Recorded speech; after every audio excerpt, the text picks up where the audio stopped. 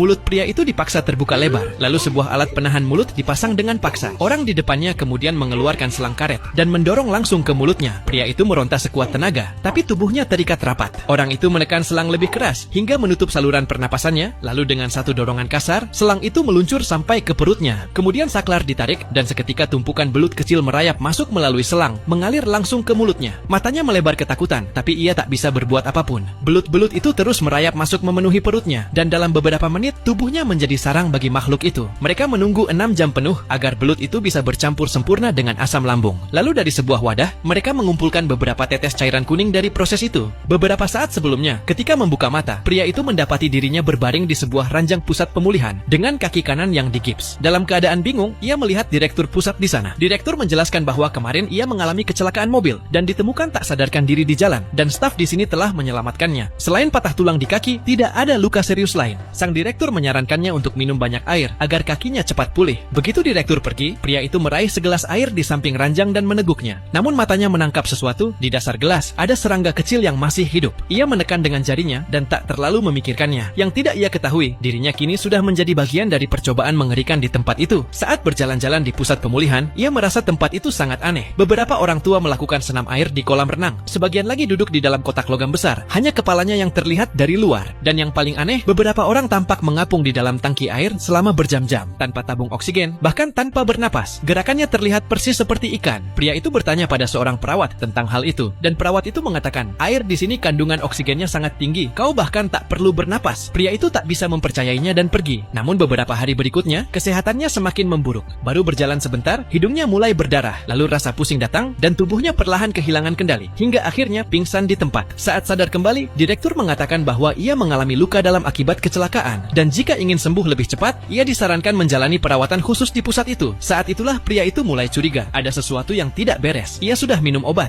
mengikuti semua aturan, tapi kesehatannya justru semakin memburuk. Ia sadar ada sesuatu yang salah dengan tempat itu. Untuk mencari tahu kebenarannya, ia memutuskan berpura-pura percaya, tapi di dalam hatinya, ia tetap waspada.